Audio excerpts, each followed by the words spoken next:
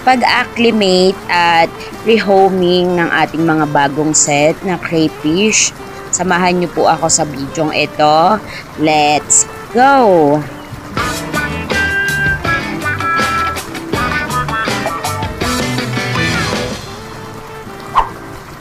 Hey guys, this is Elbray again at para sa bidyong ito, ipapakita ko sa inyo kung paano kami nag-acclimate para sa mga bagong rehoming naming mga set ng crayfish.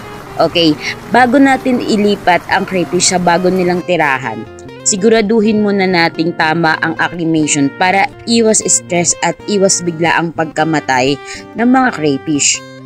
Dahan-dahan lang hayaan mong mag-adjust sila sa bagong temperatura. So as you can see po, nakalutang po yung tub na pinaglagyan sa kanila. Ang purpose po niyan is para po maano nila yung temp ng tubig. Kung gaano po ito kalamig para makapag-adjust sa bagong temp ng tubig na lilipatan nila. So ito po yung pinaka-importanteng step. Ang ginawa po namin is about, pinalutang namin siya about 30 minutes. Tapos another 10 minutes po nalalagyan ng tubig bago siya pakawalan dyan sa lilipatang pong storage box niya. Sa step ng rehoming, marami kasing crayfish ang nagiging agresibo, nagtatago o humihina kapag hindi properly na-acclimate. Kaya tandaan, slow process, safe crayfish. I-check ang water parameters, unti-unting ihalo ang bagong tubig at bigyan sila ng panahon makapag-adjust bago pakawalan sa mga tank or mga paglalagyan po natin.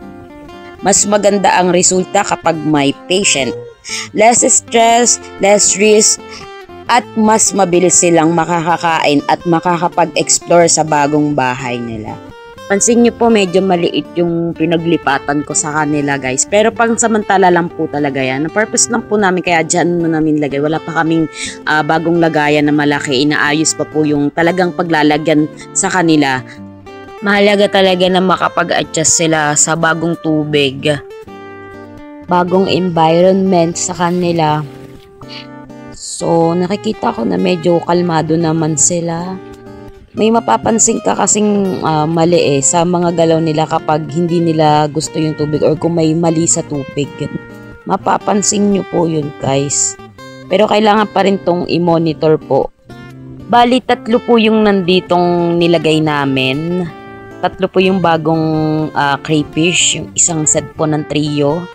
2 male, female at 1 male. Ang size po nila is, yung male is 5 point something ganyan. Yung mga female naman is 4 to 5 inches yata yung size nun. Mga breed, ready to breed na rin po sila. So, ito lang po sa bidyong ito guys. Thank you so much for watching po. Bye-bye!